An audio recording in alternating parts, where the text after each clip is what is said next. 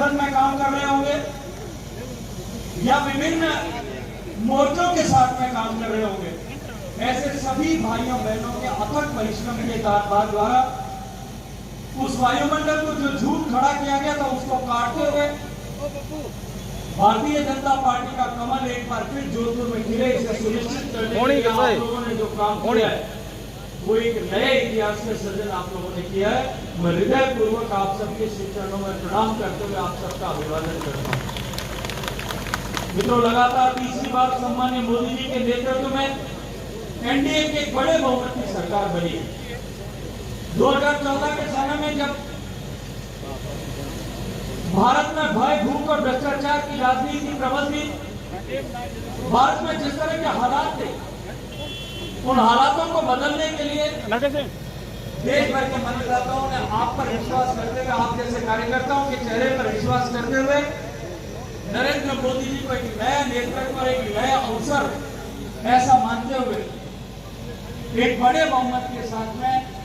पूरे बहुमत की सरकार बनाने का सौभाग्यपूर्ण अवसर दिया था। उस 5 साल के कालखंड में भारतीय जनता पार्टी का जो प्रारंभ से लक्ष्य था,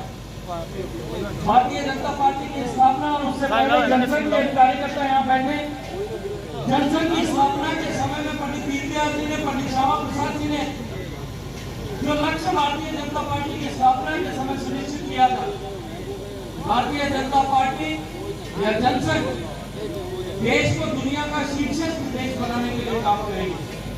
दुनिया का सबसे शक्तिशाली, संपन्न, समृद्ध देश बनाने के लक्ष्य को लेकर के आगे बढ़ेगी। और साथ ही साथ जो मार्ग सुनिश्चित किया गया था कि भारतीय जनता पार्टी गरीब के घर में परिवर्तन लाकर के उसके जीवन को बदलते हुए इस लक्ष्य को प्राप्त करेगी। उसी मार्ग पर चलते हुए नरेंद्र मोदी जी के नेतृत्व में गरीब को गणेश मानने की संकल्पना या चर्चा जो हम बार बार करते थे, उसी चर्चा को आगे बढ़ाते हुए माननीय नरेंद्र मोदी जी के नेतृत्व में देश के संसाधनों पर पहला हाथ गरीब का है, इस विश्वास के साथ, इस संकल्प के साथ में आगे बढ़ना प्रारंभ किया। देश के हितों के साथ समझौता नहीं करेंगे, देश की सीमाओं को सुरक्षित करेंगे, देश के संसाधनों का उपयोग देश के लिए हो इसे सुनिश्चित करेंगे, भ्रष्टाचार मुक्त शासन करेंगे और आतंकवाद के लिए जीरो टॉलरेंस की नीति के साथ में काम करेंगे। देश की जनता ने 5 साल बाद 2019 में एक बार फिर सौभाग्यपूर्ण अवसर, एक नया इतिहास बनाते हुए कि जब किसी भी गैर कांग्रेसी दल को लगातार दूसरी बार पूरे बहुमत की सरकार बनाने का अवसर मिला हो और पहले से भी अधिक मतों के साथ में जो है सरकार बनाने का अवसर मिला हो, ऐसा सौभाग्य प्रदान किया, एक नया इतिहास बनाया। 2019 के कालखंड में, 19 से 24 के कालखंड में माननीय मोदी जी के नेतृत्व में भारतीय जनता पार्टी ने देश में ऐसे अनेक लंबित फैसले जो अनेक वर्षों से जिनके लिए देश की जनता बात जो रही, चाहे वो जीएसटी रिफॉर्म का विषय हो, वहां से लेकर के राम मंदिर के निर्माण के विषय से लेकर के और धारा 370 और 35A का कलंक मिटाने तक, ऐसे अनेक बड़े फैसले लेकर के एक तरफ देश को एकत्रित करने, एकीकरण करने के लिए काम किया,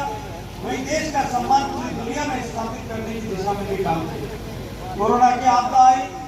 हम सब ने देखा, तो भीषण संकट के समय में जब मानवता के सामने एक वैश्विक संकट था, माननीय नरेंद्र मोदी जी के नेतृत्व में देश की सरकार ने काम किया। न केवल काम किया, अपने सीमित संसाधनों के होते हुए भी माननीय मोदी जी के नेतृत्व में दुनिया में सबसे अधिक बेहतर तरीके से कोरोना का मुकाबला अगर किसी देश ने किया, वो नरेंद्र मोदी जी के नेतृत्व में भारत ने किया। केवल भारत के लिए नहीं, हमने जो कुछ हासिल किया उसका लाभ पूरे विश्व को हो। विश्व बंधुत्व की जो संकल्पना हमारे विश्व मनीषियों ने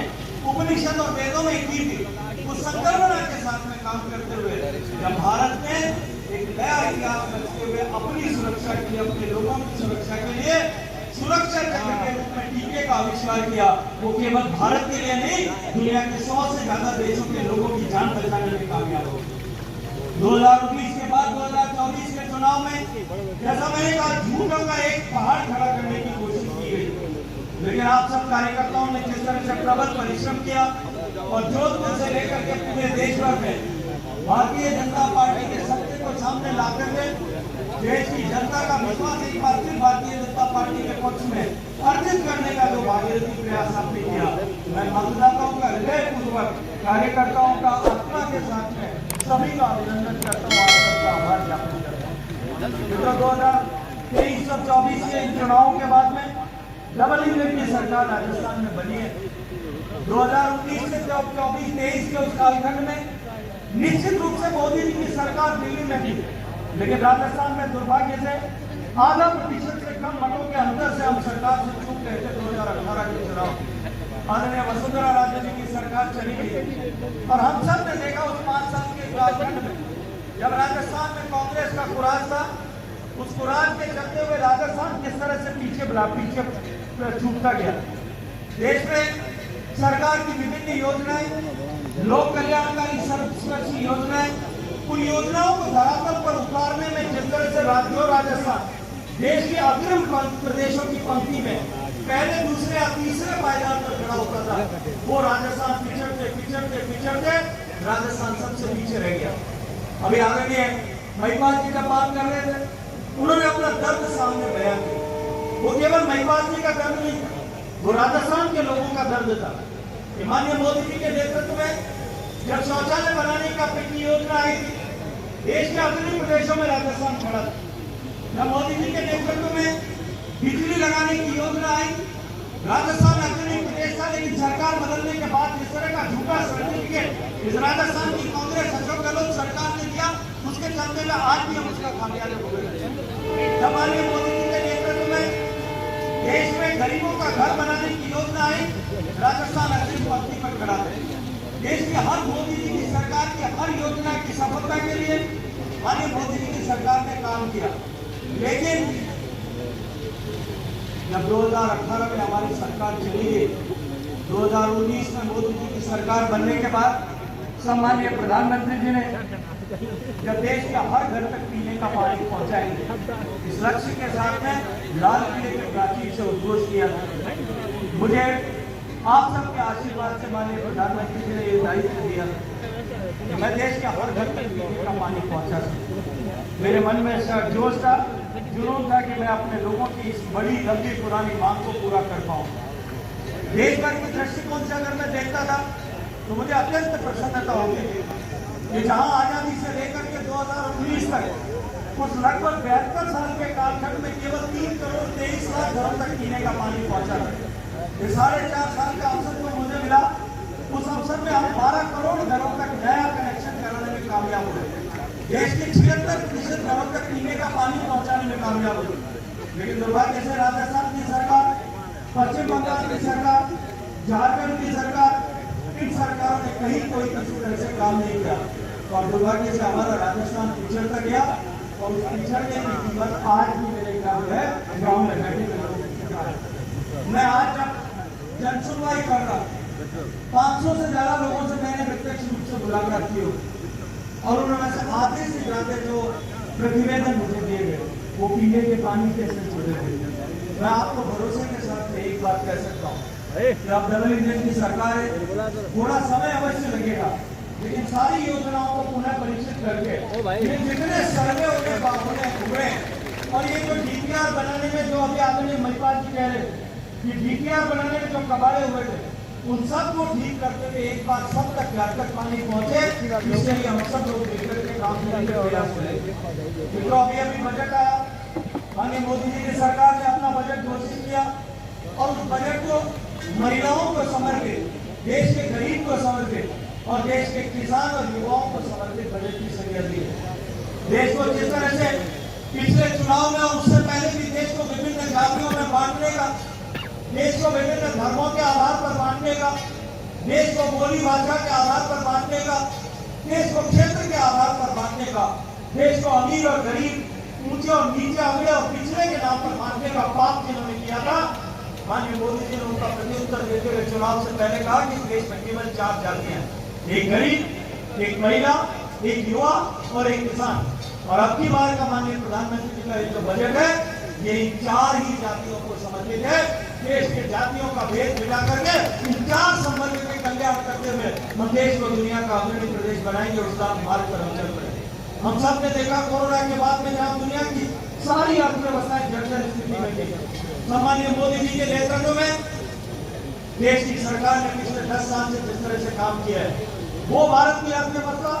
जिसको फ्रेजाइल 5 अर्थव्यवस्थाओं में रखा गया, जो दुनिया की सबसे कमजोर 5 बड़ी अर्थव्यवस्थाओं में थी, जो कभी भी भरभरा कर गिर सकती थी, ऐसी अर्थव्यवस्थाओं में थी, वहां से उठा करके आज भारत की अर्थव्यवस्था को दुनिया की टॉप 5 इकोनॉमी में लाने का काम मोदी जी ने किया, देश की सरकार ने किया।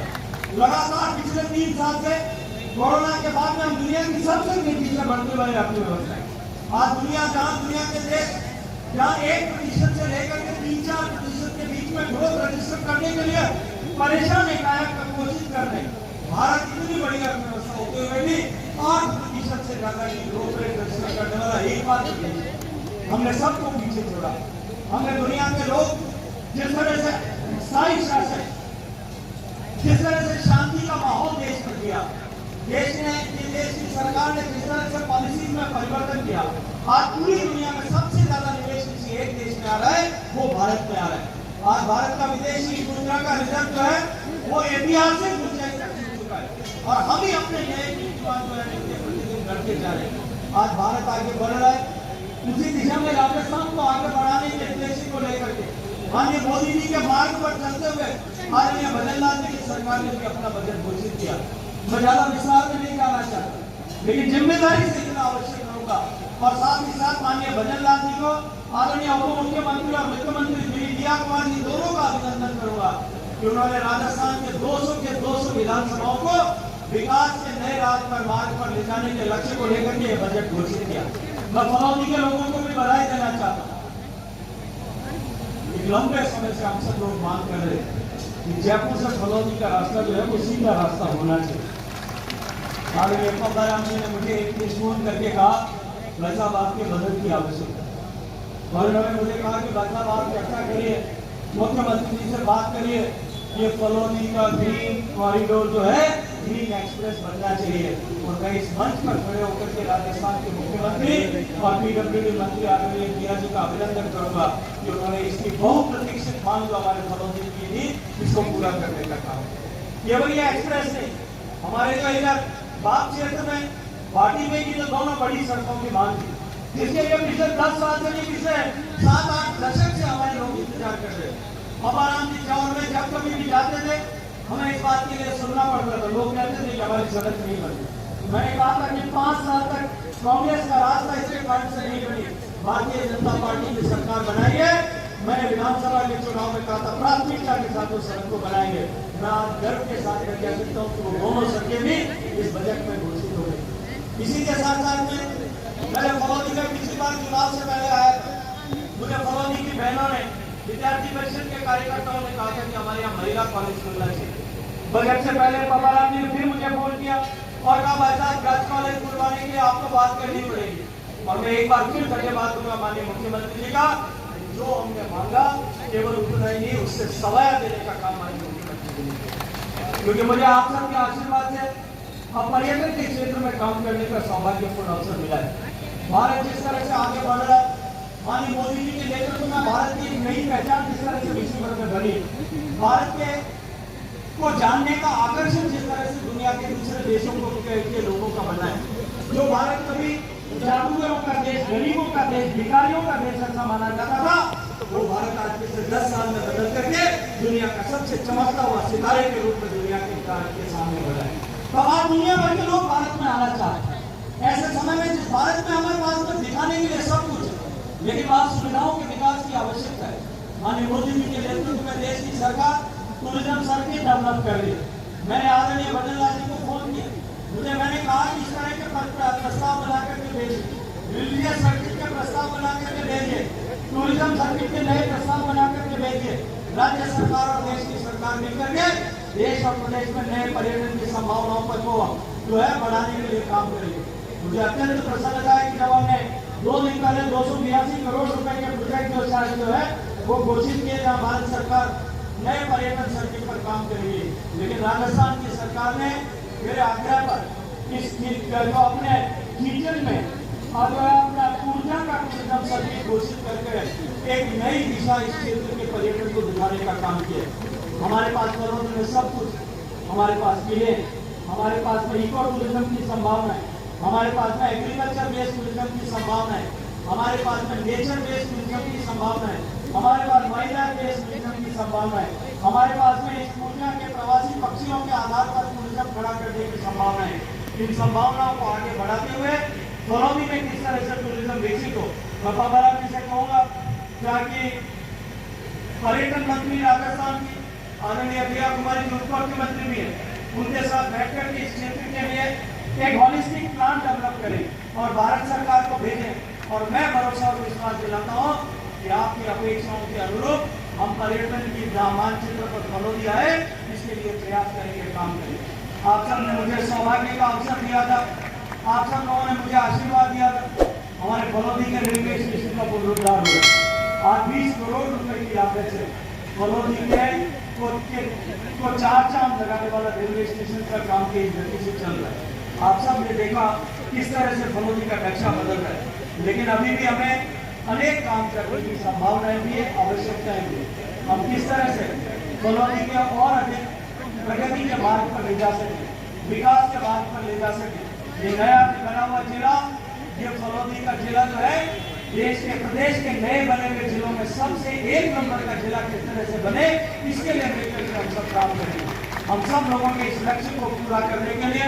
जिस तरह से आप सब कार्यकर्ताओं ने परिश्रम किया, पुरुषार्थ किया, प्रार्थनाएं की, आपका परिश्रम, आपका पुरुषार्थ, आपका प्रयास, आपका प्रयत्न, आपकी प्रार्थनाएं भगवान ने, जी महाराज ने, माता जी महाराज ने सबने स्वीकार की और भारतीय जनता पार्टी की सरकार बनी, कमल खिला। मुझे आपकी सेवा करने का सौभाग्यपूर्ण अवसर आप सब लोगों ने दिया। मुझ में तीसरी बार भरोसा और विश्वास किया और आपके आशीर्वाद से मोदी जी ने भी लगातार तीसरी बार आशीर्वाद दिया, उन्होंने भी भरोसा और विश्वास किया। मैं हृदयपूर्वक आप सबका धन्यवाद करते हुए भाई गणेंद्र जोशी जी ने, जिन्होंने ये इतने सारे लोगों को एक साथ एकत्रित किया, सबके लिए सब तरह की व्यवस्थाएं की, छोटा कार्यालय आज स्थापित किया। मैं इनके जज्बे का अभिनंदन करना चाहता हूँ। ये समाज सेवा के लिए, कार्यकर्ताओं की सेवा के लिए, क्षेत्र के विकास के लिए और इस क्षेत्र के जो है लोगों की समस्याओं के समाधान के लिए भारतीय जनता पार्टी